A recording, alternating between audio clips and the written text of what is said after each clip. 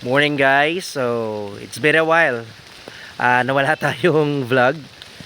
So we're here sa, I guess, North Sagray, Bulacan. So we're about to go to Bitbit River and then mamaya sa isang parang resort na parang ilog. So I'm with the gang right now, kasama yung mga kasama ko sa accounts work.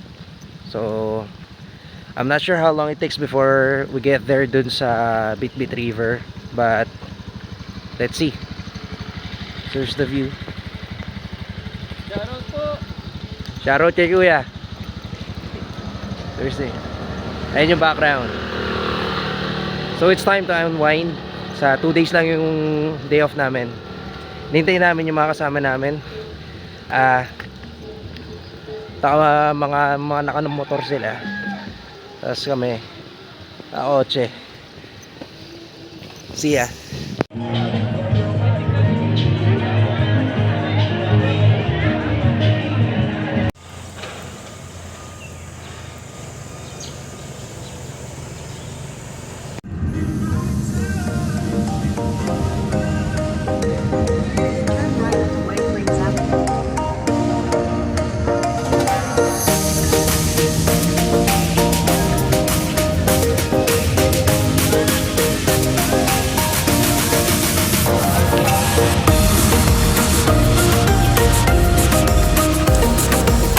So ayan po yung baba ng Bitbit River.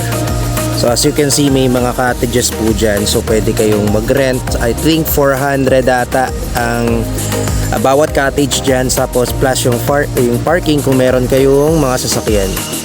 Ayan. Ito yung kabila. Yeah, there you go.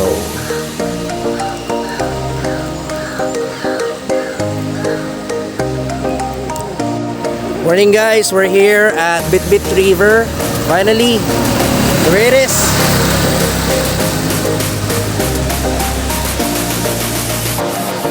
Yun po yung mga ka-workmate ko.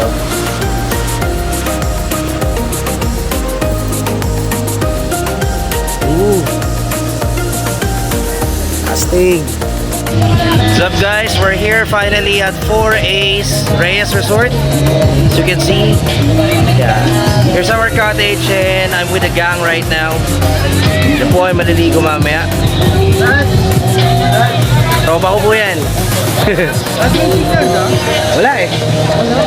Wala signal dito guys. Yan. So simple lang siya.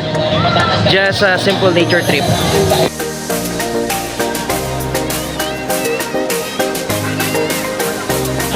What's up guys, we're done here sa 4A's Reyes Resort. Yung ilog na yan, dyan po kami nag-swimming. Tinawid ko po yung ilog na yan. Tinulungan ako ng mga kasama kasi di po marunong lumangoy. So we're about to go home na. Hinihintay ko lang yung mga kasama ko. At ayun, yan po ibang cottages. So it's a quick weekend getaway talaga.